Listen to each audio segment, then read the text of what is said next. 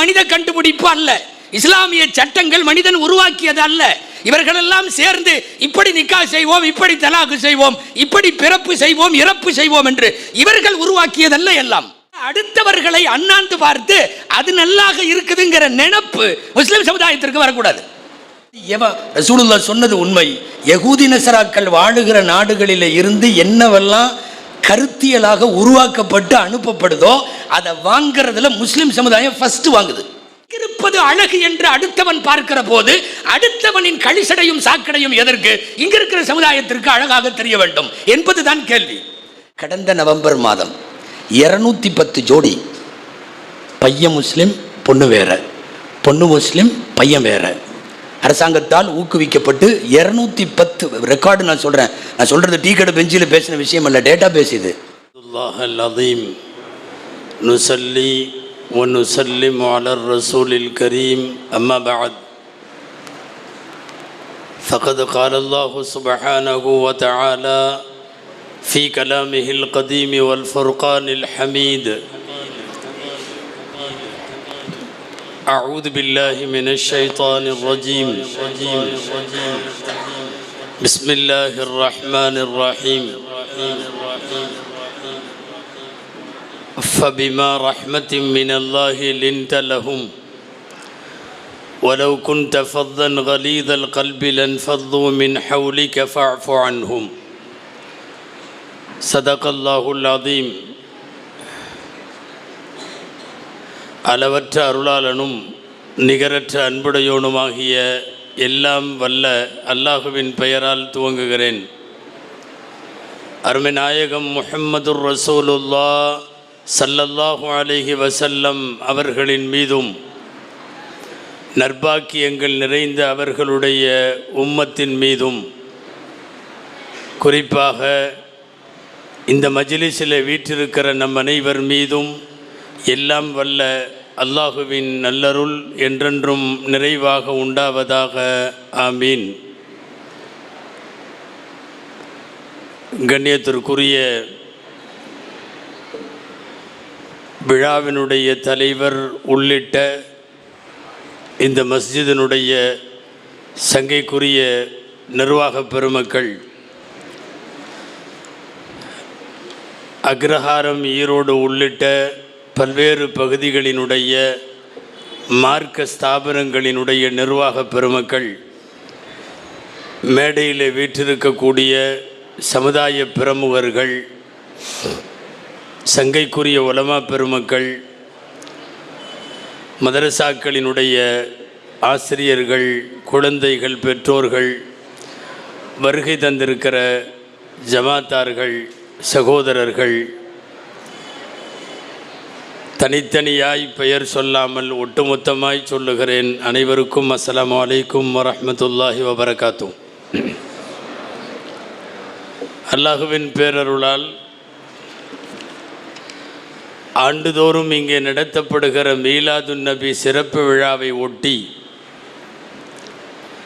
நபிகள் நாயகம் ஸல்லல்லாஹு அலைஹி வஸல்லத்தினுடைய வரலாறு மட்டும் பேசப்படாமல் சமூகத்தில் இன்றைக்கு தேவையான விஷயங்களை சென்று சேர்க்க வேண்டும் என்கிற அடிப்படையில் இந்த மீலாதுன் நபியை ஒட்டி தடம் பதித்த சமுதாயம் தடம் மாறுகிறது என்றொரு முக்கியமான கருப்பொருளை தந்து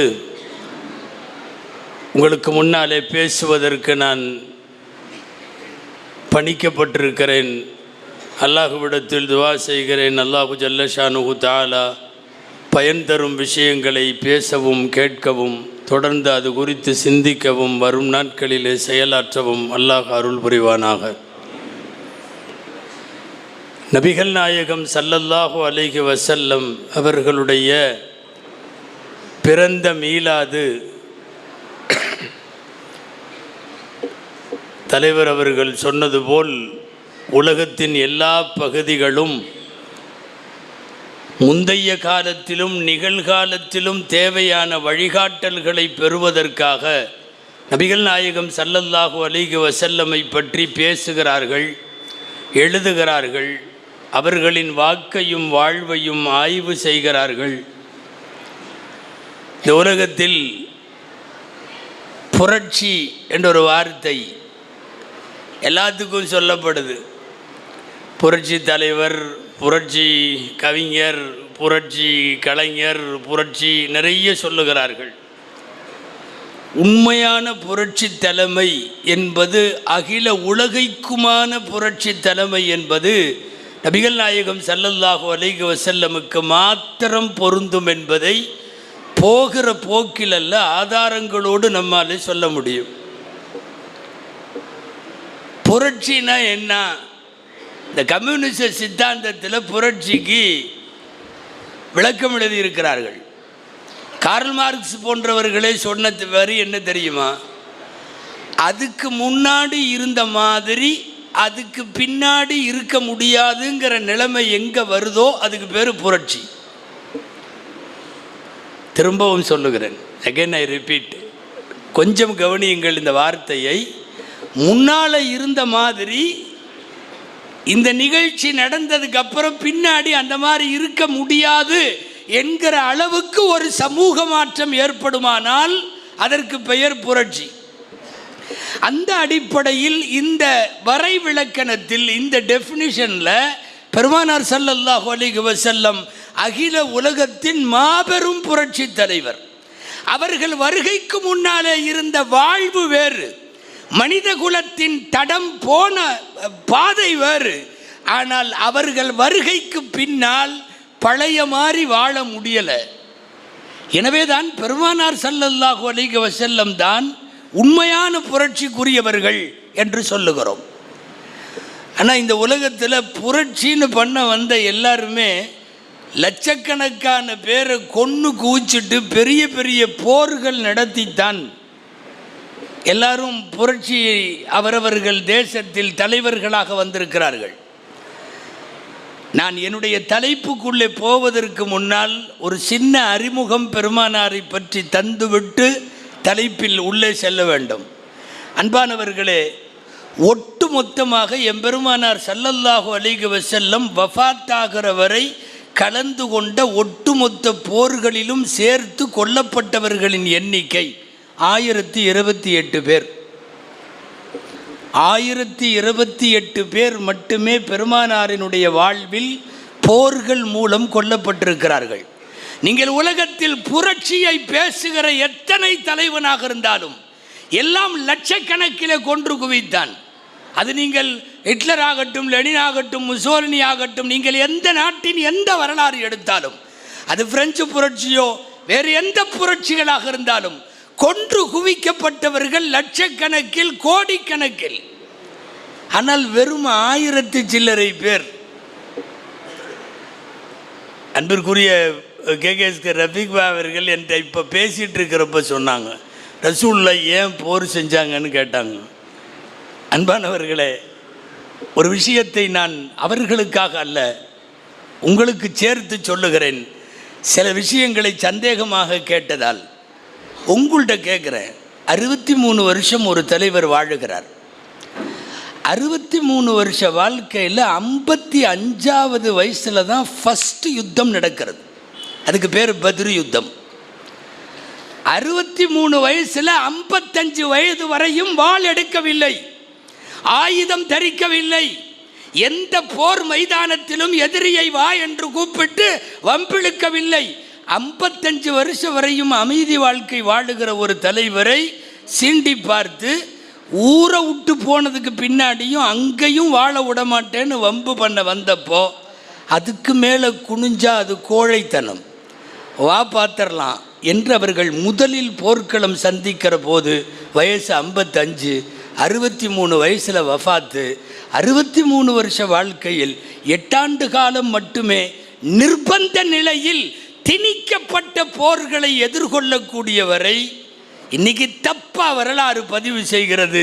இஸ்லாம் வாளால் பரவியது, முகமது நபி எதற்கு போர் செய்தார், போர் என்று சொன்னாலே விதவைகளும் எத்தீம்களும் தானே உருவாகுவார்கள், வாழ்விழந்து போகிற குடும்பங்களுக்கு வழிவகுப்பது தானே போர் என்றெல்லாம் விமர்சனங்களை இந்த கோணத்தில் பார்க்க வேண்டும். 55 வயசு வரைக்கும் வாள் எடுக்காத, ஆயுதத்தை கையில் தரிக்காத அஹிம்சம் தலைவர். சொல்லப்போனால் இதை போர் என்று சொல்லுவதை விட பெருமானாருடைய வாழ்வை அறப்போர் என்று சொல்ல வேண்டும். அறப்போர்னு எதுக்கு சொல்லுவாங்க தெரியுமா? ஆயுதம் தரிக்காமல் நான் வயலன்ஸ் ஆக்டிவிட்டீஸுக்கு பேர் தான் அறப்போர், அறப்போராட்டம். ஆயுதம் தரிக்காத அகிம்சைக்குரிய தலைவர் பெருமானார் முஹம்மது ரசூலுல்லாஹ் ஸல்லல்லாஹு அலைஹி வஸல்லம் அவர்கள். அன்பானவர்களை, உலகம் உள்ளளவும் பேசப்பட வேண்டிய, திரும்ப திரும்ப கொண்டு சேர்க்கப்பட வேண்டிய தலைவர் நபிகள் நாயகம் ஸல்லல்லாஹு அலைஹி வஸல்லம். ஏன் மீளாத விழா? ஒன்றுமில்லை, இதை சொல்லுவதற்குத்தான் மீளாத விழா. சொல்ல போனால் பல்சமயத்தவர்கள் பங்கேற்கிற விழாக்களாக அது நடத்தப்பட்டு நபிகள் நாயகத்தினுடைய மனித நேயமும் இணக்கமும் உலகத்திற்கு கொண்டு போய் சேர்க்கப்பட வேண்டும், எல்லாருடைய காதுகளுக்கும். இந்த ப்ரொஃபஸர் ஹிட்டின்னு ஒருத்தர் இருக்கார், ப்ரொஃபஸர் கே ஹிட்டி, ரொம்ப அபாரமான வரலாற்று ஆய்வாளர். அவர் எழுதின நூல் Islam at the cross road. G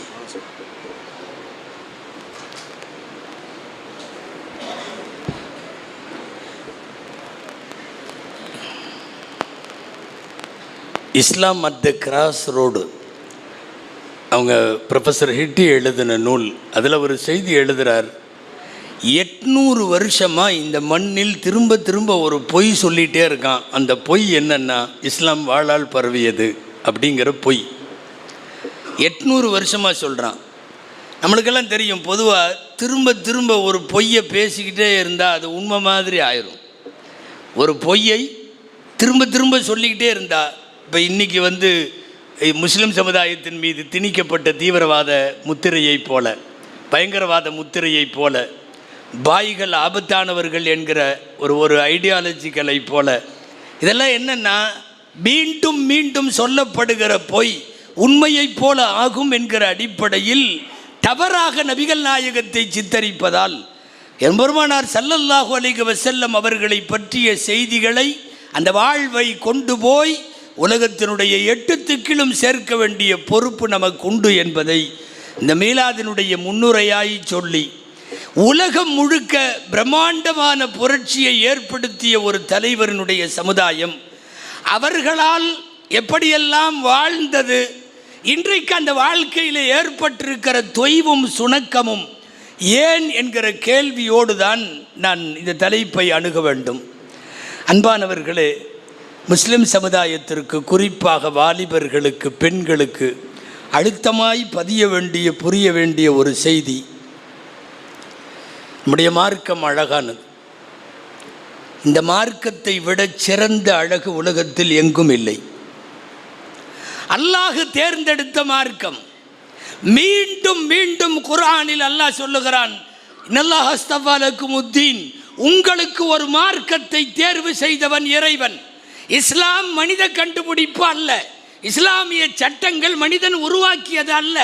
இவர்களெல்லாம் சேர்ந்து இப்படி நிக்கா செய்வோம், இப்படி தலாக்கு செய்வோம், இப்படி பிறப்பு செய்வோம், இறப்பு செய்வோம் என்று இவர்கள் உருவாக்கியதல்ல. எல்லாம் இஸ்தஃபா லக்குமுத்தீன், உங்களுக்கு ஒரு மார்க்கத்தை தேர்வு செய்தவன் இறைவன். ஃபலா தமூதுன்ன இல்லா வ அன்தும் முஸ்லிமூன், மௌத்தானாலும் முஸ்லிமா மட்டும் மௌத்தாகுங்க. இது குர்ஆன் திரும்ப திரும்ப சொல்லுகிறது. நாம் பெற்றிருக்கிற பாக்கியங்களிலெல்லாம் பெறற்கரும் பேரு, பெரும் பாக்கியம் நமக்கு அல்லாஹ் வழங்கி இருக்கிற இஸ்லாம். இது அழுத்தமாக இந்த சமுதாயத்திற்கு திரும்ப திரும்ப சொல்ல வேண்டும்.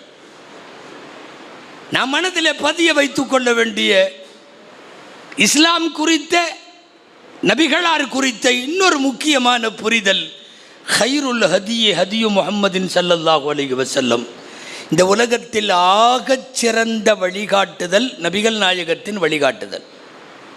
அதற்கு நம்மிடத்தில் சுன்னா என்று பெயர், சுன்னத் என்று பெயர், நபி வழி என்று பெயர். இந்த உலகத்தில் யாரையும் விட அழகான வழிகளை காட்டியவர்கள் நாயகம் ஸல்லல்லாஹு அலைஹி வஸல்லம். காலப்போக்கில் கண்டவனெல்லாம் உருவாக்கி வைத்ததெல்லாம் நம்மிடத்தில் அழகாகிவிட்டது. நபிகள் நாயகம் உருவாக்கியது பழசாகிவிட்டது. சுன்னத்துகள் பழசாகிவிட்டது. சுன்னத்துகள் தேவையற்றதாகிவிட்டது, அல்லது காலத்திற்கு பொருந்தவில்லை என்கிற தப்பான கற்பிதம் இன்றைக்கு ஏற்படுத்தப்பட்டு விட்டது.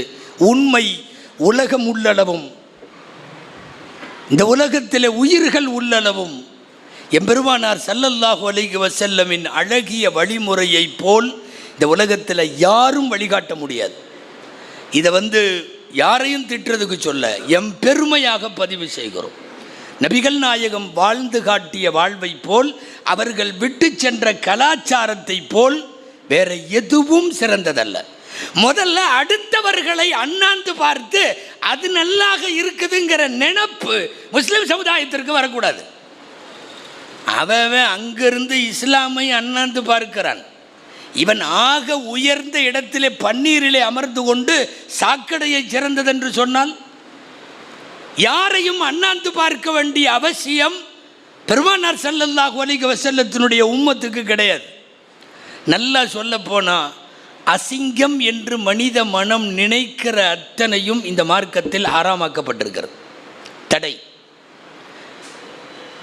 முஸ்லிம்கள் அல்ல, மனிதர்கள் எதையெல்லாம் அசிங்கமாக கருதுவார்களோ அதுவெல்லாம் இங்கே ஹராம். மனிதர்கள் எதுவெல்லாம் நல்லது என்று நினைப்பார்களோ அத்தனையும் ஹலால், அத்தனையும் அனுமதி. குர்ஆன் நபிகள் நாயகத்தை எப்படி அறிமுகம் செய்கிறது தெரியுமா? குர்ஆனுடைய வார்த்தை, பெருமானார் யார்? அல்லாஹ் சொல்லிக்கொண்டே வருகிறான். நன்மையை ஏவுவார், தீமையை தடுப்பார், வேதங்களை விளக்குவார், சொல்லிக்கொண்டே வருகிற போது இறைவனுடைய வார்த்தை இது, யுஹில்லு லஹுமுத் தொய்யிபாத் வ யுஹர்ரிமு அலைஹிமுல் ஹபாயித். நல்லவைகளையெல்லாம் அவர் ஹலாலாக்குவார், அசிங்கமானவைகளையும் மானக்கேடானவைகளையும் அவர் தடை செய்வார். யார்? நபிகள் நாயகம். இதுதான் நபிகள் நாயகம். அழகிய அனைத்துக்கும் அவர் முன்மாதிரி, அசிங்கங்கள் அனைத்துக்கும் அவர் தடை போட்ட பெருமகன். ஒட்டுமொத்த இஸ்லாத்தையும் இந்த 2 வரிக்குள்ளே சுருக்கி விடலாம். இதை வேற வார்த்தையில் சொல்லலாம். எதையெல்லாம் இஸ்லாம் தடுத்ததோ அதுவெல்லாம் அசிங்கம், எதுவெல்லாம் இஸ்லாம் அனுமதித்ததோ அதுவெல்லாம் அழகு. அவ்வளவுதான். அழகுக்கும் அசிங்கத்திற்கும் நீங்கள் இலக்கணம் சொல்ல வேண்டுமென்றால் இதுதான் இலக்கணம். இஸ்லாம் தடுத்தால் அது அசிங்கம், இஸ்லாம் அனுமதித்தால் அது அழகு. அவ்வளவுதான். நீங்க என்னத்தை வேணும்னாலும் பாருங்க.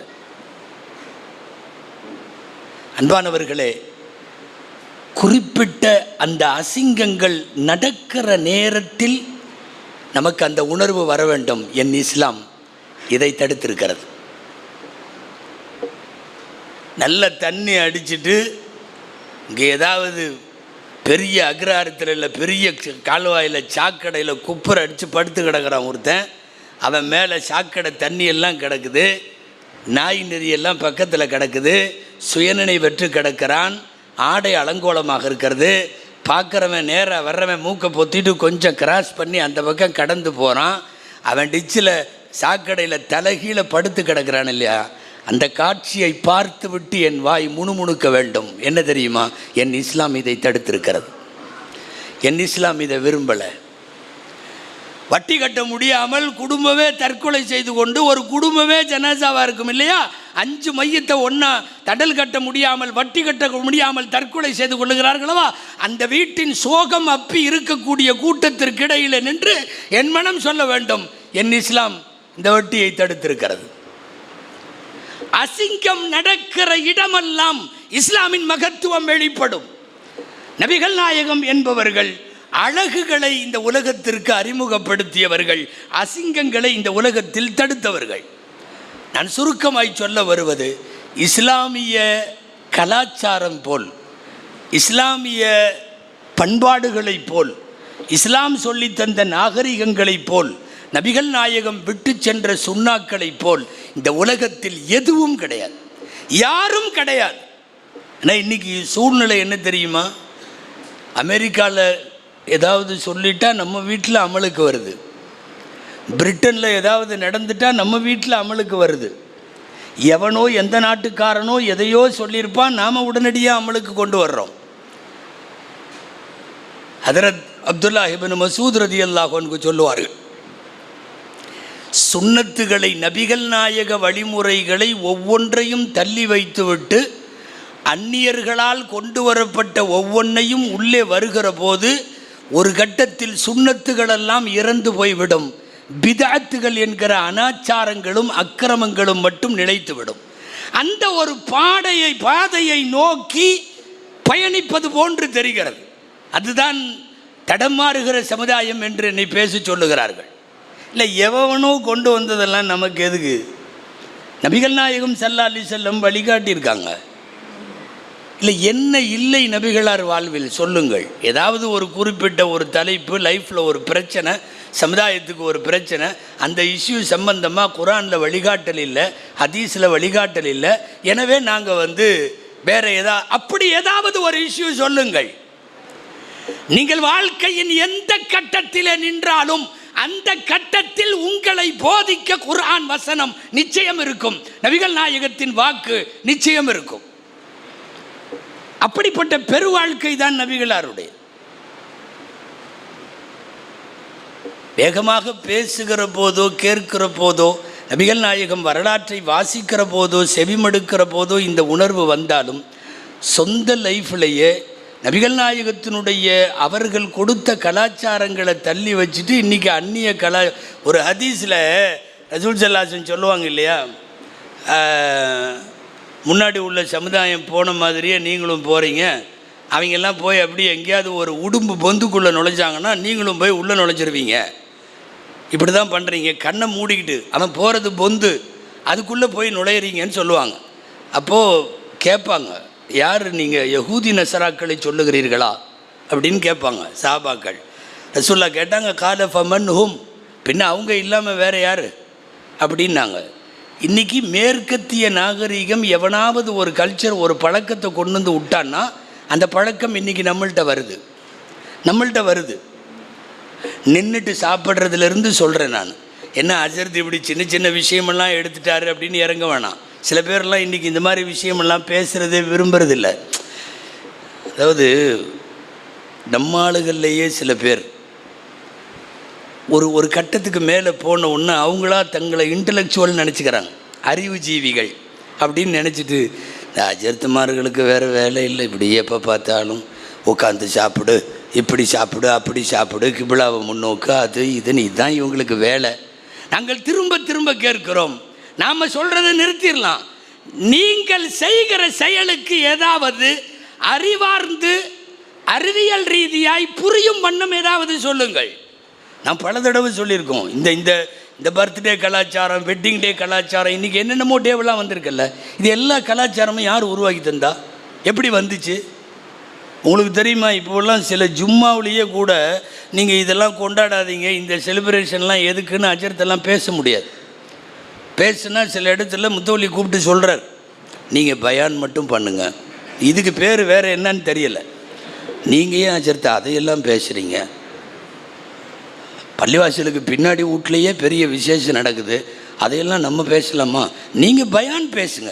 இந்த பயான் என்னன்னு இதுவரையும் புரிய மாட்டேது. மூசாவின் வரலாறும் ஈசாவின் வரலாறும் மட்டும் பயானா?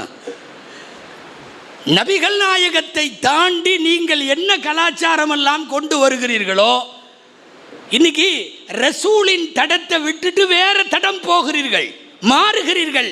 அந்த மாறுகிற பாதைக்கு அறிவார்ந்து ஏதாவது சொல்லுங்கள். அல்லாஹ் சொல்றான், குர்ஆன்ல வருது, உத்குலு ஃபிஸ்ஸில்மி காஃபா அப்படின்னு ஒரு வசனம். என்ன தெரியுமா? முழுசாக உள்ளுக்குள்ளவான்னு கூப்பிட்றான். ஏன்னா நிறைய பேர் இங்கே ஒரு கால் அங்கே ஒரு கால் வச்சுக்கிறாங்க. பள்ளிவாசலுக்குள்ளே வந்த உடனே அவர் பயங்கரமான பியூர் முஸ்லீம், தொப்பி தாடி அது இது, அவர் தக்பீர் கட்டுறதை பார்த்தா அஜர்த்தெல்லாம் தோற்று போயிடணும், பயங்கரமாக இருக்கும். வெளியில் போனால் அவருடைய ட்ரெண்டே வேறு, வாழ்க்கையே வேறு. இஸ்லாத்தை பள்ளிவாசலுக்குள் மட்டும் என்று புரிந்து கொள்ளுகிற பசலித்தனம் இது மோசமானது. இது மோசமான புத்தி. இஸ்லாம் பள்ளிவாசலில் மட்டும் இல்லை, இஸ்லாம் வீட்டில் இருக்குது, இஸ்லாம் கடையில் இருக்குது, இஸ்லாம் கல்லாவில் இருக்குது, இஸ்லாம் மனைவிட்ட இருக்குது, இஸ்லாம் மக்கள்கிட்ட இருக்குது, எல்லா இடத்திலும் கடைவீதியில் தொடங்கி கபிரிஸ்தான் வரைக்கும் இருக்கிறது. நான் என்ன புரிஞ்சுக்கிறோம் தெரியுமா? பள்ளிவாசலில் வந்தால் வேறு முஸ்லீமு, வெளியில் போனால் இவருடைய ட்ரெண்டு அது இது, இவர் கொண்டாட்டம், இவங்க நடத்துகிற கல்யாணம், இவங்களுடைய விசேஷம், செலிப்ரேஷன் எல்லாம் வேறு. அல்லாஹ் கூப்பிட்டு சொல்கிறான், உதுகுலு ஃபிஸ்ஸில்மி, முழுசாக உள்ளவா. இப்படி ஒரு கால் அப்படி ஒரு கால்லாம் வராத. வேடிக்கையாக சொல்லுவாங்க தெரியுமா? இந்த கரும்பு லாரி போயிட்டே இருந்துச்சான், கரும்பு லாரி பின்னாடி ஆஜியார் ஒருத்தர் அவன் டிரைவருக்கே தெரியாமல் பின்னாடி இருந்து உருவி இருக்கார். நம்ம பசங்க உருவானுவல்ல, கரும்பு லாரிக்கு பின்னாடியே போவானுங்க. அவன் டிரைவர் அல்லான்னு ஓட்டிகிட்டு இருப்பான், இவன் பின்னாடி உருவி உருவி ஜல்ல ஜல்லையாக உருவான். அந்த மாதிரி வைக்கோல் லாரி போயிட்டு இருந்திருக்குது, வைக்கப்புல்லு லாரி. இவர் 40-50 வருஷ தொழுகையாளி ஆஜியார். அவர் பாட்டில் இழுத்தாரான், எவனோ பார்த்துட்டான். ஆஜியார் நீங்களுமா? ஆமாம். ஏன்பா என்ன இல்லை அப்படி தொழுகிறீங்க, ஆஜியாராக இருக்கிறீங்க, வைக்கப்போல் திருடுறீங்க. அவன் தெரியாமல் அவர் தெளிவாக சொன்னார், இங்கே பார் நீ ரெண்டையும் போட்டு குழப்பாத. அங்கே தொழுகிறது அல்லாவுக்கு, இங்கே இது மாட்டுக்கு. நீ ரெண்டையும் போட்டு கன்ஃபியூஸ் பண்ணிக்காத. அவர் அதில் தெளிவாக இருக்கார். என்னது இது தமிழ்நாட்டு கிராமங்களில் இது சொல்வடையாகவே இருக்குது. தொழுகிற அல்லாவுக்கு, வைக்கப்புல் திருடுற மாட்டுக்கு அப்படின்னு இது ஒரு பழமொழியாகவே, ஒரு இதாகவே இருக்குது. அதாவது நான் பள்ளிவாசலில் நான் தொழுகுவேன், நான் ஹாஜி, நான் 50 வருஷம் தொழுகையாளி, நான் தொப்பி போட்டிருப்பேன், தாடி வச்சுருப்பேன், எல்லாம் பண்ணுவேன். வெளியில் என் வாழ்க்கை வேறு, எனக்கும் இஸ்லாத்துக்கும் சம்பந்தம் இல்லை. உனக்கு பள்ளிவாசலோடு இஸ்லாம் முடிந்து போய் விடுகிறது என்று சொல்லி தந்தது யார்? பெருமானார் ஸல்லல்லாஹு அலைஹி வஸல்லம் இடத்தில் ஆரம்பத்தில் கொஞ்சம் பேச்சுவார்த்தையை ஒப்பந்தம் மூலமாக சரி செய்யலாம் என்று பேச வந்த மக்காவினுடைய தலைவர்கள், குஃபார்கள், காஃபிர்களின் தலைவர்கள் கடைசியாக இப்படி ஒரு முடிவுக்கு வந்தான். என்னென்னா, இனிமேல் இந்த மோதல் போங்கெல்லாம் வேண்டாம். ரசூலுல்லாஹ்ட்ட சொன்னான், நஅபுது இலாஹக்க சனத்தன் வ தஅபுது ஆலிஹத்தனா சனத்தன். முஹம்மத், ஒரு பேச்சுவார்த்தைக்கு வந்துடுவோம், பேசி தீர்த்துக்கலாம். என்னென்னா, உன்னுடைய அல்லாவை மட்டும்னு நீ சொல்கிற இல்லை, அந்த கான்செப்டில் நாங்கள் 1 வருஷம் இருக்கோம்.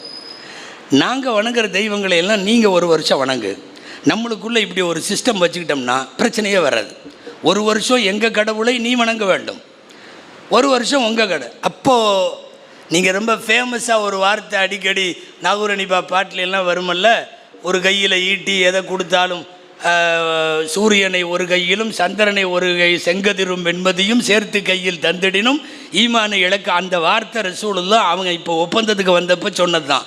இந்த மாதிரி 1 வருஷம் இதை வணங்கு, 1 வருஷம் அதை வணங்கு, ஒரு கையில் சூரியனையும் மறுகையில் சந்திரனையும் நீங்கள் என்ன கொண்டு வந்து கொடுத்தாலும் என்னுடைய கொள்கையில் பின்வாங்க மாட்டேன் அப்படிங்கிற வார்த்தையை எப்போ சொன்னாங்க தெரியுமா? அடுத்தவங்க இதையும் நீங்கள் ஏற்றுக்கிட்டு கொஞ்சம் காம்ப்ரமைஸ் ஆகலாமல்ல. இந்த காம்ப்ரமைஸ் மோசமான ஒரு வார்த்தை. இன்னைக்கு கணவனும் மனைவியும் காம்ப்ரமைஸ் ஆகட்டும், 2 பக்கத்து வீட்டுக்காரன் காம்ப்ரமைஸ் ஆகட்டும், ஒரு இறைவனைத்தான் வழிபடுவோம் என்றும் முஹம்மது நபி எங்களுடைய தலைவர் என்று சொல்லுகிற எங்களின் கொள்கையில் காம்ப்ரமைஸ் தப்பு. சில பேர் இன்னைக்கு சமய நல்லிணக்கத்தையே தப்பாக புரியுறான். சமய நல்லிணக்கம்னா என்ன? என்னுடைய சமயப்படி நான் நடப்பேன், உன் சமயத்தைப்படி நீ நடக்கணும். நமக்குள்ள சமயத்தின் பேரால் சண்டை போடக்கூடாது. இதுக்கு பேர் தானே சமய நல்லிணக்கம். இங்கே தமிழ்நாட்டில் பார்த்தா பள்ளிவாசல் திறப்பு விழாவுக்குள்ளே மேலதாளத்தோடு உள்ளே விட்றானுவோம். பார்த்துருப்பீங்க இந்த வாரம் பள்ளிவாசல் திறப்பு விழா, மேலதாளம் எல்லாம் விட்டு அவங்க பயங்கரமான இதோட அந்த வஸ்திரம், அந்த சீரு செனத்து எல்லாம் எடுத்துட்டு தட்டி மெஹராபில் இமாம் பயான் பண்ணுற இடத்துல கொட்டுறான். என்னென்னா சமய நல்லிணக்கம். யார் சொல்லி தந்த சமய நல்லிணக்கம் இது? வழிபாடுகளில் சமரசம் முடியாது. அதுக்கு பேர் செக்குலரிசமும் கிடையாது, இது ஒரு விதமான காம்ப்ரமைஸும் கிடையாது. எனவே நான் சொல்ல வர்றது, முழுமையாக இஸ்லாத்திற்குள்ளே வாருங்கள். நபிகள் நாயகத்தினுடைய வழிமுறை மட்டும் தான் நமது பாதை. அந்த பாதையிலிருந்து நீ ஏன் தடமாறி போற? என்ன இல்லை என்பதால் போகிறாய்? சொல்லுங்கள் பார்க்கலாம். அவன் உருவாக்கி விட்டுருப்பான் வெஸ்டர்னில், யூஎஸில், யூகேலேருந்து வரும் ஏதாவது ஒன்று, இவங்க உடனே எல்லாம் டக்குன்னு இதாகிறது. அவன் வெட்டிங் டேன்னு ஒன்று கொண்டாடுறான். Wedding day, இத்தனாவது wedding day. இன்றைக்கி அநேகமாக எல்லா வீட்லேயும் வந்துருச்சு. ஏதோ சில பெரியவங்க வீட்டில் தான் இல்லை, மீதியெல்லாம் இப்போ வெட்டிங் டே. வெட்டிங் டேன்னு யாரும் தப்பாக நினைக்காதீங்க. வெட்டிங் டே என்ன தெரியுமா? கொச்சையாக பேசுகிறேன்னு நினைக்க வேணாம். நீ தான் புருஷன், நான் தான் பொண்டாட்டின்னு ஒரு கன்ஃபார்ம் பண்ணிக்கிறது. ஏன்னா அதில் எதுவும் குழப்பம் வந்துடக்கூடாது. என்ன வெட்டிங் டே எங்கே இருக்குது? நீங்கள் இதையெல்லாம் சொன்னால் எங்களை பிற்போக்குத்தனம், ஃபண்டமெண்டலு, ஆளுக இப்படி தான் எப்போ பார்த்தாலும் அப்படின்னு நம்ம ஆளுகளே சில பேர். இல்லை நீங்களே சொல்லுங்களேன், வெட்டிங் டேவுக்கு என்ன அர்த்தம்? எங்கேயாவது மார்க்கத்தில் அப்படியான வரவேற்பு ஏதாவது இருக்கா? என்ன கொண்டாடுறீங்க வெட்டிங் டே? நீங்கள் புருஷன் அவங்க பொண்டாட்டிங்கிறது ஊர் உலகத்துக்கே தெரியும். இதில் வேறு இப்போலாம் இது எக்ஸ்ட்ரீம் லெவலில் போயிடுச்சு. என்ன தெரியுமா, போன வெட்டிங் டேக்கு எனக்கு ஒன்றுமே வாங்கி தரல அப்படின்னு அவங்க அதை ரிப்போர்ட்டாக சொல்கிற அளவுக்கு ரொம்ப ஓவராக போகுது வெட்டிங் டே. ஹஸ்ரத், நாளைக்கு மத்தியானம் நம்ம வீட்டில் தாவத்து, இன்ஷா அல்லாஹ் அவசியம் சாப்பிட்றதுக்கு வாங்க அப்படின்னு. ஒரு அஜர்த்து என்ன விஷயம்? இல்லை 15வது வெட்டிங் டே, அடுத்த வருஷம் மௌத்தாவா போக போகிறாரு. இல்லை என்ன வெட்டிங் டே? உண்மையாலுமே அதாவது வருத்தமாக இருக்குது. என்ன காரணம்? எவனோ உருவாக்கி விட்டால் நம்ம பண்ணிடுறதா? ஒன்று நல்லா தெரிஞ்சுங்க, வெஸ்டர்ன் கண்ட்ரீஸில் எவனும் நம்மளை மாதிரி எல்லாம் நீண்ட காலம் ஒரு மனைவியோடையெல்லாம் வாழ மாட்டான். இங்கே இந்தியாவை பொறுத்தவரை நம்முடைய மண்ணை சார்ந்த மரபு என்னென்னா 60ஆம் கல்யாணம் நடத்திட்டு இருக்கிறோம் நாமெல்லாம். சில பேர்லாம் 40-50 வருஷமாக வாழ்ந்துட்டுருக்குறோம். அதுலேயே சொர்க்கம் போயிடுவோம். தாய்மார்கள் வந்திருக்காங்களோ, அவ்வளோ தூரம் நம்ம வாழ்ந்துட்டுருக்குறோம். இப்போது 60ஆம் கல்யாணம் அவன்லாம் 4-5 வருஷத்துக்கு மேலே வாழ மாட்டான். ஜாலியாக உட்காந்து ஒரு காஃபி ஷாப்பில் காஃபி சாப்பிட்டு 2 பேரும் பேசிடுவாங்க. அப்புறம் வர்ற ஜான்வரியிலேருந்து பிரிஞ்சுக்கலாமா அப்படிம்பாங்க. என்னமோ டீ குடிக்கலாமா மாதிரி. அப்போ உடனே அந்த அம்மாவும் ரெடியாக தான் இருக்கும் இவனை விட்டுட்டு போகிறதுக்கு, இந்த ஆளும் அந்த அம்மாவை விட்டுட்டு போகிறதுக்கு ரெடியாக இருப்பார். அவன் வெட்டிங் டேன்னு ஒன்று வச்சு வெற்றிகரமான 5வது வெட்டிங் டேன்னா அடுத்த வருஷம் தலாக்குன்னு அர்த்தம். இது அங்கே செட் ஆகும், நம்மளுக்கு எப்படி செட் ஆகும்? இங்கே எதுக்கு வெட்டிங் டே? எவனாவது அங்கே உருவாக்கி விட்டு வெட்டிங் டேக்கு ஒரு ப்ரைஸ் கொடுக்கணும், ஒரு சாப்பாடு போடணும், சொந்த பந்தத்தை. இன்றைக்கி இதெல்லாம் வந்துருச்சு.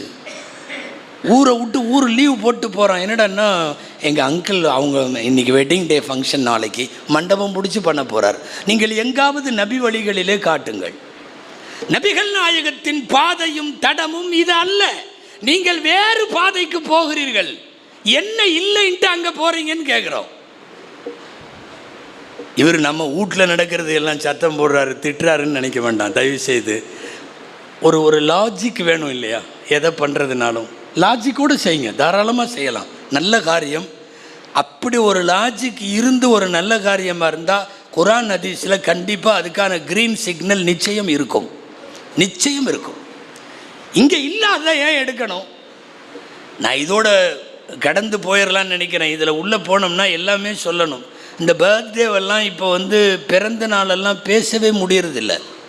கூப்பிட்டே பேசிடுறாங்க நிர்வாகத்தில். நீங்கள் அது சம்மந்தமாகலாம் பேசாதீங்க. இப்போல்லாம் மண்டபம் பிடிச்சி பண்ணுறாங்க பர்த்டே. ஒரு கேக்கு, நம்ம வாயும் சும்மா இருக்கிறதில்ல, ஒரு கேக்கு சுற்றி 10 மெழுகுவர்த்தி எல்லாத்தையும் ஏற்றி விட்டாச்சு. ஏற்றி விட்டுட்டு கையில் கத்தி, என்னமோ கசாப்பு கடைக்கார மாதிரி கத்தி தயாராகிடுறது, எல்லாம் சுற்றி நின்றுறது. ஒரு பிஸ்மில்லா அதெல்லாம் உள்ள அறுக்க போகிறாரு. முதல்ல என்ன பண்ணுவான் தெரியுமா? எல்லா மெழுகுவர்த்தியும் ஆஃப் பண்ணிடுவோம். பூரா மெழுகுவர்த்தியும் அணைச்சி போயிடும். அணைஞ்ச ஹாப்பி பர்த்டே டூ அப்படின்னு அணைச்ச உடனே எல்லாம் பாட்டு பாடிட்டு கத்தி எடுத்து இவனுக்கு ஊட்டி விடும். இவர் எரியாத 10 விளக்கை எரிய வச்சுட்டு ஹாப்பி பர்த்டேன்னா கொஞ்சம் புரியுது, மண்டையில் கொஞ்சம் விளங்குது. நீ எரியிற விளக்கையெல்லாம் ஆஃப் பண்ணிட்ட உப்புங்கிறான். என்னடான்னா ஹாப்பி பர்த்டே. இது வெஸ்டர்னில் கண்டுபிடிச்சது அவன். இதுக்கு என்ன அர்த்தம் தெரியுமா? எந்த 10 பேர் வாழ்க்கையாவது நாசமாக்கி நீ மேலே வந்துருன்னு அர்த்தம். யார் வாழ்க்கையாவது நாசமாக்கிட்டு நீ மேலே வந்துரு, இது அவனுக்கு பொருந்தும். அமெரிக்காவுக்கு இது பொருந்தும். ஒரு ஈராக்கை நாசமாக்கி, ஒரு ஆப்கானை நாசமாக்கி, ஒரு பல்வேறு இஸ்லாமிய கண்ட்ரிகளை நாசமாக்கி, ஒரு பலஸ்தீனை நாசமாக்கி அவன் உஃப்னு ஊதிட்டு ஹாப்பி பர்த்டேனா நம்ம ஊரில் உட்காந்துக்கிட்டு அதே மாதிரி மெழுகுவர்த்தி ஆர்டர் பண்ணி, கேக்கு ஆர்டர் பண்ணி, பேரனுக்கு பர்த்டே, இதில் வேறு அவனை கூப்பிட்டு இவனை கூப்பிட்டு என் பர்த்டேக்கு அவர் வரலன்னு சண்டை போடுறான். எங்கே இருக்குது? நான் கேட்குறேன், நம் பெருமானாரின் தடம் என்பது பள்ளிவாசலில் பயான் கேட்கறதுக்கு மட்டுமல்ல. நீங்கள் ஏன் அந்த பாதையை விட்டு வேறு பாதைக்கு போகிறீர்கள் சொல்லுங்கள். இன்னைக்கு அதாவது ரசூலுல்லாஹ் சொன்னது உண்மை. யகூதி நசராக்கள் வாழுகிற நாடுகளில் இருந்து என்னவெல்லாம் கருத்தியலாக உருவாக்கப்பட்டு அனுப்பப்படுதோ அதை வாங்கிறதுல முஸ்லீம் சமுதாயம் ஃபஸ்ட்டு வாங்குது. முஸ்லீம் சமுதாயம் தான் ஃபஸ்ட்டு வாங்குது. மற்றவனெல்லாம் கூட யோசிப்பான்.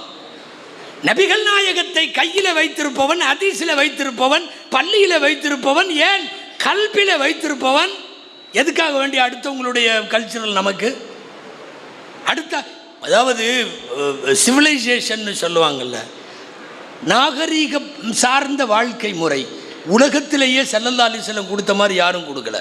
நீ ஏதாவது ஒரு சுன்னத்தை சொல், அந்த சுன்னத்தை அறிவுக்கு ஒத்து வரலன்னு சொல்லு பார்க்கலாம், சொல்லு பார்க்கலாம். எந்த சுன்னத்தாக இருந்தாலும், சொல்ல போன கத்துனா சுன்னத்து வரைக்கும் சொல்கிறேன். இன்றைக்கி காவல்துறை அரசாங்க ஆஸ்பத்திரிகள் எல்லாம் சிபாரிசு பண்ணி கத்துனா பண்ண சொல்லிட்டு இருக்கான்.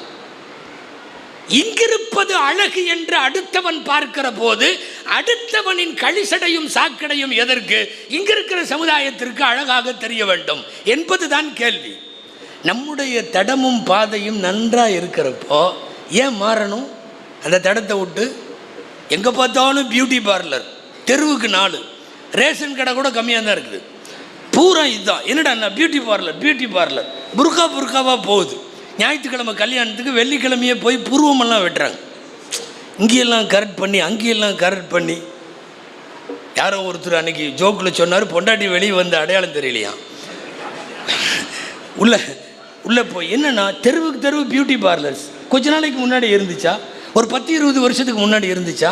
எங்கிருந்தோ எவனோ திணிச்சு விட்டா உடனே நம்ம ரிசீவ் பண்ணிக்கிறோமே. ஏன் என்ன இல்லை இங்கே? பியூட்டி பார்லர்ஸ் அதிகமாக போயிட்டுருக்கு. இப்போ அந்த டாட்டூ போடுறான், டாட்டூவா உடம்புல எல்லாம் இது குத்திக்கிறது, ஃப்ளவர் வரைகிறது, இந்த பச்சை குத்துறது. அந்த பச்சை குத்துறது பழைய காலத்தில் இதில் வச்சு குத்தி இங்கே குத்துவானுங்க. இப்போ அந்த பச்சை குத்துறது பரிணாம வளர்ச்சி பெற்று அது இன்றைக்கி வேறு மாதிரி, எங்கே பார்த்தாலும் டேட்டூ. அதாவது எவனோ உருவாக்கி விடுகிறான், அவன் அனுப்பி தள்ளி விடுறான். இதுக்கு வாங்கி உக்காந்துக்கிட்டு இந்த கொண்டாட்டம் அந்த கொண்டாட்டம், தொடர்ந்து செலிப்ரேஷன்.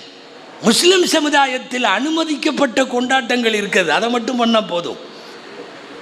ரசூலுல்லாஹுவை வெறுமனே பள்ளிவாசலுக்குள் வைத்துவிட்டு சொந்த வாழ்க்கையில் அசிங்கங்களை எல்லாம் நிறைவேற்றுகிற நிலைமை ரொம்ப மோசமானது. குறிப்பாக வளரும் தலைமுறை வாலிபர்களை சொல்ல வேண்டும்.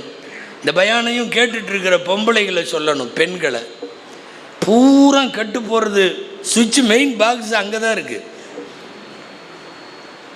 நிறைய. நான் ஆரம்பத்தில் சொன்னது போல் நம்முடைய எல்லா சொத்தையும் விட நமக்கான பெரிய சொத்து தீன் என்கிற சொத்து. நம்முடைய பெரிய ப்ராப்பர்ட்டி பெருமானார் ஸல்லல்லாஹு அலைஹி வஸல்லம். அதை விட ஒன்றும் கிடையாது. கொண்டாட வேண்டியது பெருமானாரை, அவர்களின் வாழ்வை, அவர்களின் வாக்கை, அவர்களின் சுன்னத்தை. உட்கார்றது, எந்திரிக்கிறது, படுக்கிறது, பார்க்கறது, பேசுறது, சிரிக்கிறது, எல்லாத்திலையும் எதில் வழிகாட்டவில்லை நபிகள் நாயகம் ஸல்லல்லாஹு அலைஹி வஸல்லம்? தீன் பெரிய சொத்து. நல்ல ரசூலுல்லாவே சொன்னது என்ன தெரியுமா? நல்ல மாப்பிள்ளை வேணும், ஒரு பொண்ணுக்கு நல்ல மாப்பிள்ளை வேணும். ரசூல்லா சொல்கிறாங்க, 2 விஷயம் இருக்கா பார். ஒன்று தீன் இருக்கான்னு பார், இன்னொன்று குணம் இருக்கான்னு பார். கண்ணை மூடிட்டு கட்டி கொடுத்துரு. இதா கதப இலைக்கும் மன் தர்லவுன தீனகு வ ஹுலுகஹு ஃபஸவ்விஜு. தீன் கரெக்டாக இருக்கு, ஹுலுக் நற்குணம், தீனும் குணமும் இருந்தால் கட்டி கொடுத்து விடு. இது நல்ல மாப்பிள்ளைக்கு. இல்லை எனக்கு நல்ல மாப்பிள்ளை இருக்கிறான் என் வீட்டில், எனக்கு நல்ல பொண்ணு வேணும். அங்கேயும் அதுதான் சொல்கிறாங்க. அழகுக்காக, அந்தஸ்துக்காக, கௌரவத்திற்காக இதுக்கெல்லாம் கல்யாணம் பண்ணுறாங்க. ஃபதுஃபர் பிதாத்தி தீன். தீன் இருந்தா கட்டிக்கோ, மருமகளை கட்டிக்கோ. நல்ல மாப்பிள்ளை வேண்டும் என்றால் தீன் வேண்டும் என்கிறார்கள். நல்ல பொண்ணு வேணும், தீன் வேண்டும் என்கிறார்கள். எல்லா இடத்திலேயும் மார்க்கம் தான் அளவுகோல். மார்க்கத்தில் இங்கே ஒரு கால் அங்கே ஒரு கால் வேண்டியதில்லையே. அதுலேயும் நாமெல்லாம் பாரம்பரிய முஸ்லீம் சமுதாயம். இன்னைக்கு புதிய முஸ்லீம்கள், இங்கே யாரும் வருத்தப்படக்கூடாது, புதுசாக இஸ்லாத்தில் சேர்றவங்க, குறிப்பாக மேல்நாடுகளில் சேர்றவங்க எவ்வளவு அருமையாக இருக்காங்க தெரியுமா? அல்லாஹு அக்பர். நாமெல்லாம் மாடர்ன் அப்படி இப்படின்னு எல்லாம் சொல்கிறோம். நம்மள்கிட்ட பாரம்பரிய முஸ்லீம்னு சொல்கிறோம், நம்மள்கிட்ட இல்லாதது அங்கே இருக்குது. எத்தனை பேர் ஏங்க முழுசாக நோஸ் பீஸ் அது இது புர்காவெல்லாம் போடுவதற்கு தடை செய்யப்பட்டிருக்கிற ஸ்பெயினில், டென்மார்க்கில், இங்கே எல்லாம் முழுசாக நாம் முகம் மறைப்பது உட்கொண்டு முழு புர்காவோடு இருக்கிற பெண்களை பார்க்கிறோம். அவங்கெல்லாம் சமீபத்தில் முஸ்லீம் ஆனவங்க, எல்லாம் ஹைலி எஜுகேட்டட் ஃபேமிலியிலிருந்து வந்தவங்க, மிகப்பெரிய செல்வந்தர்கள் பெண்கள். புர்கா சூப்பர் மார்க்கெட்டில் போய் அமெரிக்காவிலேயும் லண்டனிலேயும் இன்றைக்கி பொருள் வரிசை அப்படி டிபார்ட்மெண்டல் ஸ்டோரில் போய் பார்த்துட்டு குழந்தை கேட்கிற சாக்லேட்டுக்காக பாக்கெட்டை எடுத்து பின்னாடி திருப்பி ஹலால் முத்திரை போட்டிருக்கா அப்படின்னு பார்த்துட்டு முத்திரை இருந்தால் குழந்தை கொடுக்கறது, இல்லைன்னா அப்படியே வச்சுட்டு குழந்தைய சமாதானப்படுத்தி கூட்டிகிட்டு போகிற தாய் சமீபத்தில் இஸ்லாத்தில் சேர்ந்தவள். அங்கே இருக்கிற புதிய முஸ்லீம்கள் இப்படியெல்லாம் வாழுகிறார்கள்.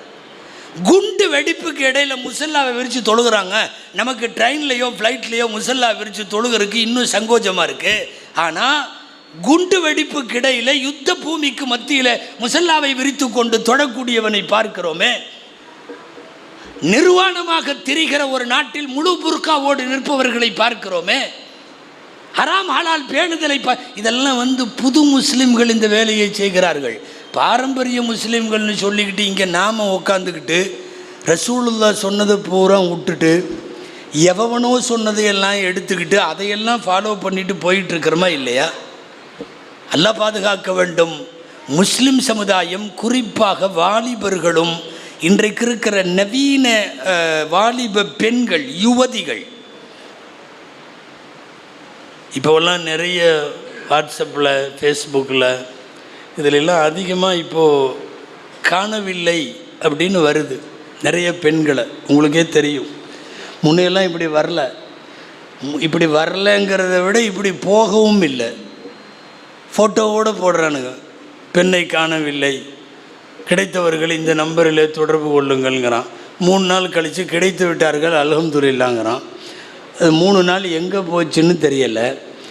அது சமீப காலத்தில் வாரத்துக்கு 2-3 இந்த மாதிரி வருது. ஏதோ ஒரு ஆபத்தை நோக்கி யுவதிகள் போய் கொண்டிருப்பதை, வாலிப பெண்கள் பயணித்து கொண்டிருப்பதை பார்க்கிறோம். இது எப்படி இப்படி வருகிறது? ரொம்ப தடங்கள் மாறி போயிருக்கிற ஒரு சூழ்நிலை குறிப்பாக தமிழ் முஸ்லிம் சமுதாயத்தில் தெரிகிறது. யாராவது இஸ்லாத்தில் சேர்றதுக்கு வந்தால் உண்மையாலுமே நமக்கெல்லாம் மகிழ்ச்சியாக இருக்கும். மார்க்கத்தை புரிஞ்சு அறிஞ்சு ஒருத்தர் நம்ம மூலியமாக களிமா சொல்கிறாருன்னா, எத்தனையோ பேருக்கு களிமா சொல்லி கொடுத்துருக்கோம், மனசுக்கு அப்படி சந்தோஷமாக வரும். கையை கொடுத்து அஷ்ஹது அல்லா இலாஹா இல்லல்லாஹு அப்படின்னு சொல்லி கொடுக்குறப்போ. இப்போல்லாம் நிறையா பேர் முஸ்லீம் ஆகுறாங்க. வார வாரம் அவங்க இஸ்லாத்துக்கு பின்னாடி உள்ள நோக்கம் வேறு. பையன் முன்னாடி வர்றான், யாரோ வேறு மதத்தை சார்ந்த பையன், நான் இஸ்லாத்தில் சேரணுங்கிறான். அவனை தள்ளிக்கிட்டு பின்னாடி உள்ள இந்த புள்ள வருது புர்காவை போட்டுக்கிட்டு, இவரும் நானும் பழகிறோம். அல்லது புள்ள வேறு ஒரு மதத்து புள்ள வருது இஸ்லாத்தில் சேரணும்னு தள்ளிக்கிட்டு நம்ம பையன் வர்றான். வாரம் பூரா என்ன நடக்கிறதுன்னு தெரியலை. மார்க்கம் அப்படி வருபவர்கள் மார்க்கத்தில் நிற்பதும் இல்லை, நிலைப்பதும் இல்லை. அவனுக்கு தேவை ஒரு டாக்குமெண்ட், ஒரு கல்யாணத்துக்கு. அதுக்காக மட்டும்தான் அவன் இஸ்லாத்துக்கு வர்றான். 99% இப்படி இஸ்லாத்தில் சேருபவர்கள் அதில் நிலைப்பதில்லை, நிற்பதில்லை, நீடித்திருப்பதில்லை, தொடர்ந்து இஸ்லாமிய வாழ்வை செய்வதில்லை.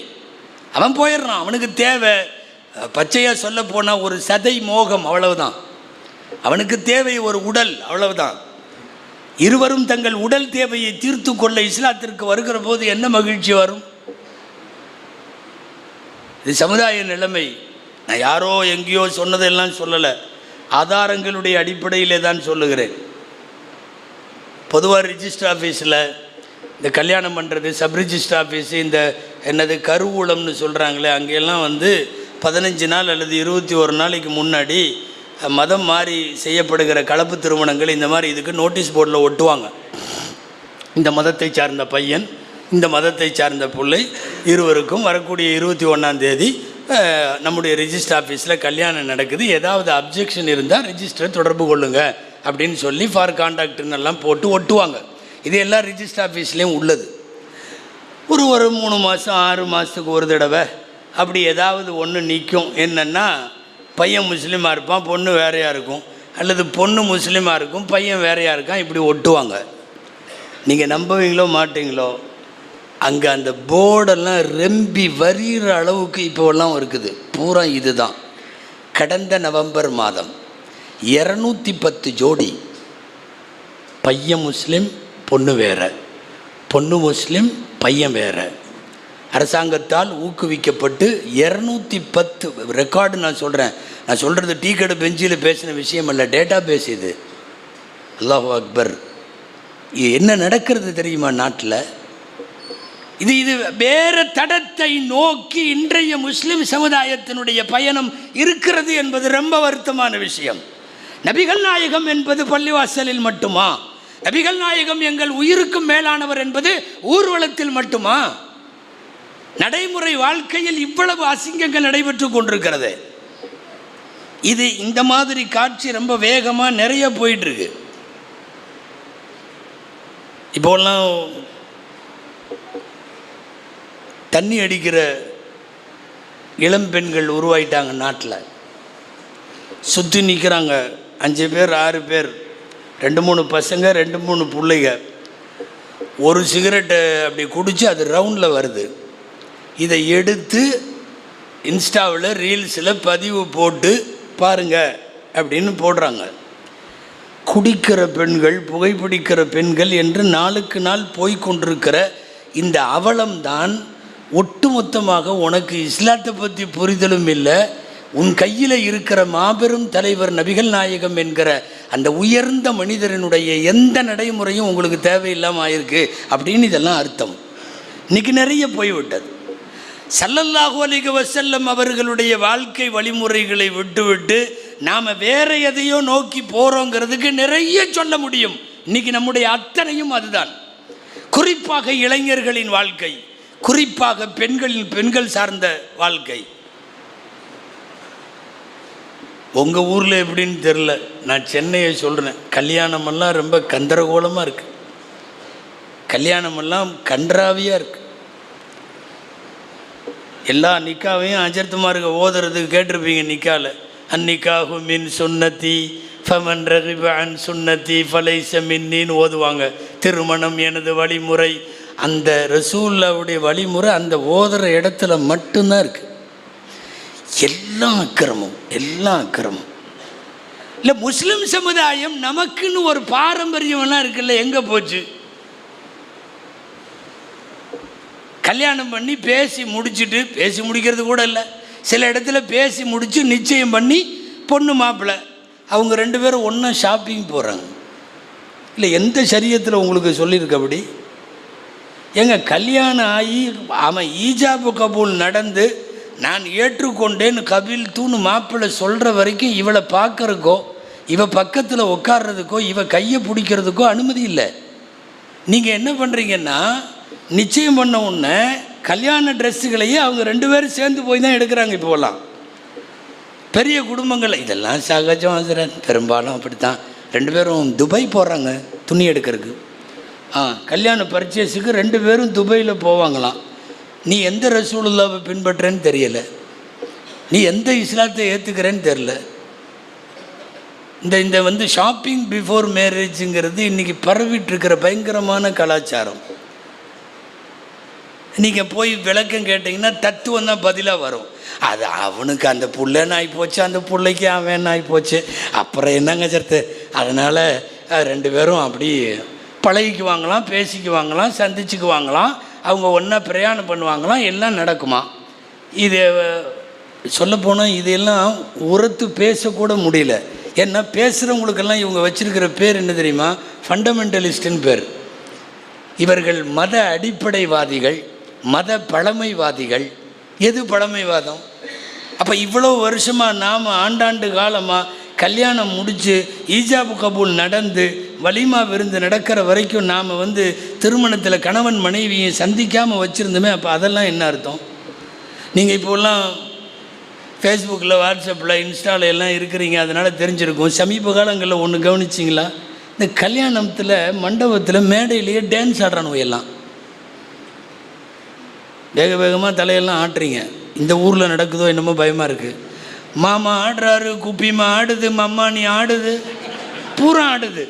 என்னடான்னா அது கொஞ்ச நேரம் அந்த அஜர்த்து நிற்க ஓதிட்டு போகிறார்ல, அது வரையும் தான் மரியாதை. உலமாக்கள் நிற்க ஓதணுன்னு பின்னாடி வழியாக ஓடிடணும். ஆமாம். அப்புறம் என்னென்னா டான்ஸ் ஆடுறான், எல்லாம் கெல்ட்டு கட்டையெல்லாம் ஆடுதுங்க. வெட்டி தூக்கி கட்டிட்டு பார்த்தீங்கன்னா மாப்பிள்ளை பொண்ணு எல்லாம் குரூப்பாக டான்ஸு எடுத்து இது பண்ணுறான்.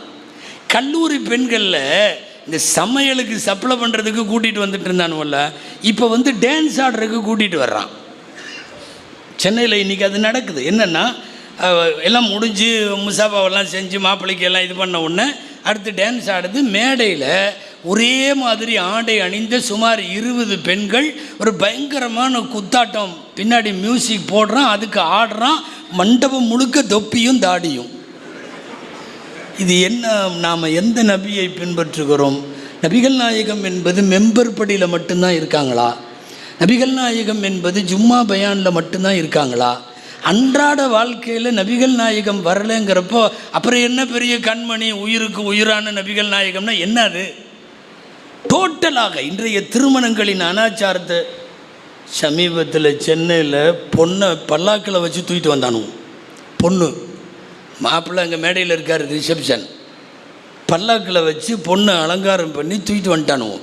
இந்த சாமி ஊர்வலமெல்லாம் போகும் பார்த்துருக்கீங்கள, சாமி ஊர்வலம் போகிற மாதிரியே இருந்தது. அங்கேருந்து தூக்கிட்டு வர்றானுவோம் எல்லாம். அந்த தூக்கிட்டு வர்ற 4 பேர் எல்லாம் ஒரே மாதிரி ட்ரெஸ்ஸு போட்டிருக்கான். அங்கேருந்து தூக்கிட்டு வர்றான். அதை வந்து பெருமையாக வேறு, இது பொண்ணா இல்லை ஜனாசாவா? சந்துக்குள்ளே தூக்கிட்டு வர்ற மாதிரி தூக்கிட்டு வர்றிய, இல்லை விளங்குமா? இது ஜனாசாவை தாங்க 4 பேர் தூக்கிட்டு போனோம். முன்னாடி இப்படி 2 பேர், பின்னாடி இப்படி 2 பேர், மேலே உட்காத்தி வச்சு கொண்டு வந்தாவே அது ஜனாசான்னு அர்த்தம். நீ பொண்ணை தூக்கிட்டு வர்ற பல்லாக்கில் வச்சு, அது ஸ்டைலாக கொண்டு வந்து அந்த மியூசிக்கில் இந்த இராணுவ அணிவகுப்பு தெரியுமா, கொஞ்சம் நேரம் இப்படி நிற்பாங்க, கொஞ்சம் நேரம் அப்படி நிற்பாங்க, அந்த மாதிரி மியூசிக்கை போட்டுட்டு லாஸ்ட்டாக ஒரு வழியாக உட்காத்தி வச்சான். பொண்ணு பல்லாக்கில் வருது. கொஞ்சம் யோசனை பண்ணி பாருங்கள். இது எந்த சமுதாயம்? யார் இதை சொல்லி கொடுத்தது? இது எந்த சுன்னத்தில் வருது? எந்த குர்ஆன் அனுமதிக்குது? எந்த ஹதீஸ் இதை அனுமதிக்குது? நடைமுறை வாழ்க்கையில் நபிகள் நாயகம் வராமல் ரசூலுல்லாவுடைய தடம் வேறு, நாம் போய்கொண்டிருக்கிற தடம் ரொம்ப ஆபத்தான தடம். முஸ்லீம் சமுதாயத்தில் நடக்கிற கல்யாணத்தை சொல்கிறேன் நான். எல்லாமே ஒரு கல்யாணம், திடீர்னு தடாப்புடான்னு நானுவோம் கூட்டமாக எல்லாம் கலைஞர் நகருங்க, அந்த பக்கம் நகர், மாப்பிள்ளை மகரு கொடுக்க வர்றாரு நகருங்கன்னா. மகரு பொதுவாக சபையில் அங்கேயே வச்சு கொடுத்துருவாங்க. பொண்ணோட அத்தா உட்காந்துருப்பார், அஜர்த்து உட்காந்துருப்பார், முத்தவழி உட்காந்துருப்பார். ஏன்னா மகரை கொடுங்க, மகரை வாங்கி கொடுத்துருவாங்க. அப்படி தான் காசி சபைலாம் இருக்காங்க, அப்படி தான் பண்ணுவாங்க. இவன் இப்போ என்ன புதுசாக வச்சுருக்கான்னா, மகர் கொடுக்குறதுக்கு மாப்பிள்ளை வர்றாராம். அந்த பொண்ணு தனியாக ஏரியா இருக்குல்ல, பெண்களுக்குன்னு தடுப்பு போட்ட ஏரியா, இங்கேருந்து இவர் போகிறார், கையில் செயினை எடுத்துக்கிட்டு அந்த மகரை எடுத்துகிட்டு போகிறார். வழிவிடு மகர் தொகை கொடுக்குறதுக்கு மாப்பிள்ளை வர்றார். அவன் நேராக போய் மகரை போட்டுட்டு ஒரு 500 பொம்பளைகளுக்கு முன்னாடி மனைவிக்கு முத்தம் கொடுத்துட்டு வர்றான். இல்லை நீங்கள் என்ன கல்யாணம் இது என்ன நிக்கா, என்ன சுன்னத்து, யார் சொல்லி கொடுத்தா, இதெல்லாம் எவன் உருவாக்கணுமே? காலப்போக்கில் என்னன்னா அதெல்லாம் சகஜம், அதெல்லாம் எல்லா ஊர்லேயும் நடக்குது, இந்த அஜர்த்து மார்க்கு இப்படித்தான் அப்படின்ற மாதிரி இறங்கிடுறீங்களே. அல்லாஹ் கூப்பிடுகிறான், உதுகுலு பிஸ்ஸில்மி காஃபா, நீ முழுசா உள்ளவா. அல்லாஹ் சொல்கிறான் இஸ்லாத்துக்குள்ளே முழுசாவா. இந்த ஆற்றுல ஒரு கால் நைக்கி பொழப்பெல்லாம் ஆகாது. அங்கேயும் இங்கேயும் இருக்கிறதெல்லாம் மார்க்கத்தினுடைய விவரங்களை எல்லாம் தெரிந்தவர்கள் கூட அவர்களுடைய, நான் கல்யாணத்தை சும்மா சாம்பிளுக்கு சொல்கிறேன், நம்ம இப்போ எல்லா விசேஷங்களையும் கிட்டத்தட்ட இப்படி தான் போகுது. ஒவ்வொரு செயலும் போகிற போக்கை பார்க்கிற போது ஸல்லல்லாஹு அலைஹி வஸல்லத்தினுடைய வழியிலிருந்து வேறு மாதிரி போகுது. நான் பெற்றோர்களை எல்லாம் சொல்லிக் கொள்ளுகிறேன், நவீன காலத்தினுடைய வாலிபர்களை, வாலிப பெண்களை, இதையெல்லாம் கொஞ்சம் பாதுகாக்கணும். குர்ஆனில் திரும்ப வருது இல்லையா, கண்குளிர்ச்சியான மனைவி மக்கள் வேண்டும். நல்லடியார்கள் கேட்ட பிரார்த்தனை குர்ஆனில் வருது. ரப்பனா ஹப்லனா மின் அஸ்வாஜினா வதுர்ரியாத்தினா குர்ரத அயுன். கண்குளிர்ச்சியான மனைவி மக்கள் வேண்டும். 40 வயசு ஆச்சுனாவே அடுத்த தலைமுறையை பற்றி கவலை வந்துருமாமா. அல்லாஹ் குர்ஆனில் ஒரு இடத்துல சொல்கிறான், பலக அர்பஈன சனத்தன் ஃபகால், குர்ஆனில் வருது 26வது ஜுஸுல, அஸ்லிஹ் லீ ஃபீ துர்ரியதி, என் சந்ததியை எனக்கு சரிப்படுத்தி கொடு. 40 வயசு, பர்டிகுலராக 40 வயசுங்கிறான் அல்லாஹ். என்னன்னா, எனக்கு பின்னால் எனது குடும்பம், எனக்கு பின்னால் என் தலைமுறை மார்க்க நெறியோடு வாழ வேண்டும் என்கிற கவலையும் அந்த இதுவும் கண்டிப்பாக எல்லாருக்கும் வேணும். பையனை கூட்டிகிட்டு போய் இப்ராஹிம் அலைஹிஸ்ஸலாம் மகன் இஸ்மாயில் அலைஹிஸ்ஸலாமை காபால நிற்க வச்சுட்டு துவா செய்கிறாங்க.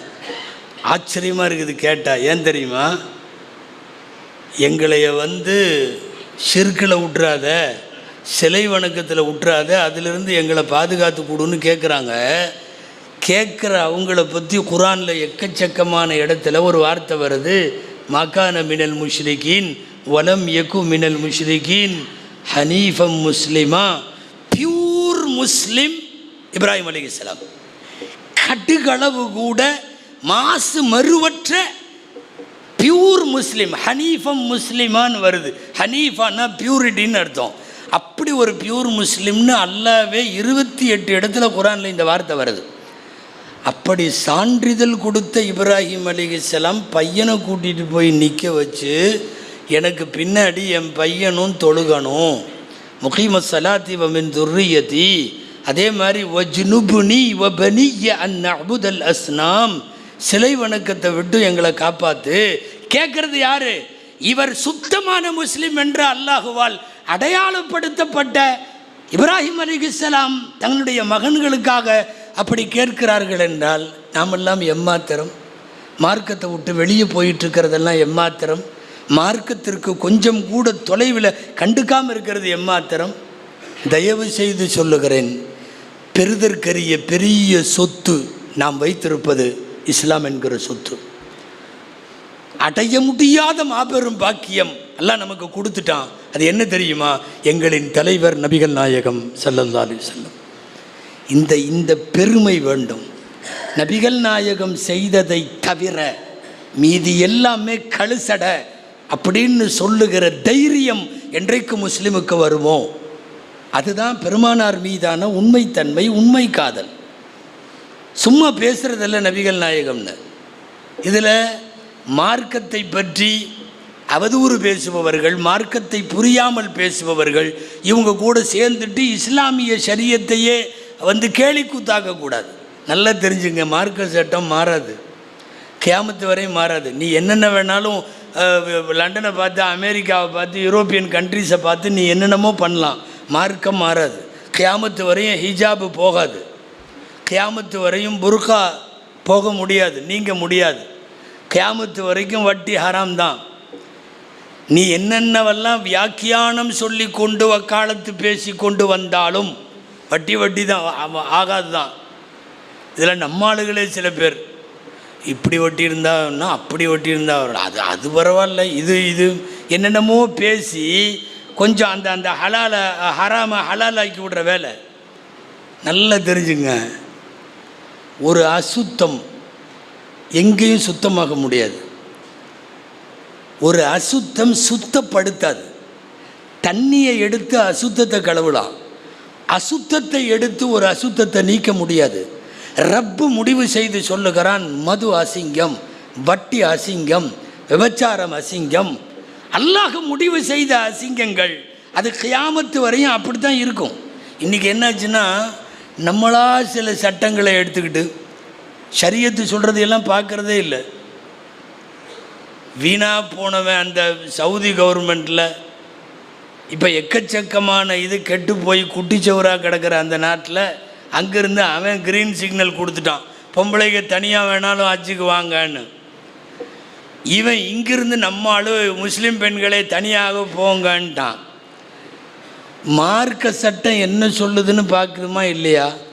நம்மளுக்கு கிளம்பிடுதுங்க. எத்தனை கத்தீஜா, எத்தனை ஆயிஷா, 237 பேர் போன ஆண்டு ஹஜ்ஜில் 237 பேர் எந்த துணையும் இல்லாமல் தனியாக பயணம் செய்த ஹாஜிகள். ஹாஜி பெண்கள். மஹரம் இல்லைன்னா கடமையே ஆகாது என்கிறார்கள் மார்க்க அறிஞர்கள். நீங்கள் எத்தனை மதரசா, உங்கள் ஊர் தாவூதியா மட்டுமல்ல, உலகத்தில் உள்ள மதரசாலையெல்லாம் கேளுங்க.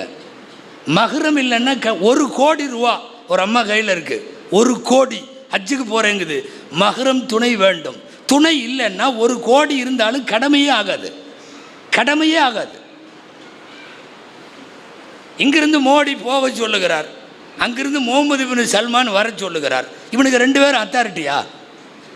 இவங்க ஷரியத்தினுடைய ஆட்களா? கிளம்பி போகிறோமா இல்லையா? மார்க்க சட்டம் ஒன்று இருக்க நாம சில சட்டத்தை உருவாக்கிட்டோம். பொம்பளைகள்லாம் நிறையா இருக்காங்க, அதனால் சொல்லணும். இப்போலாம் இத்தா 40 நாளாமா.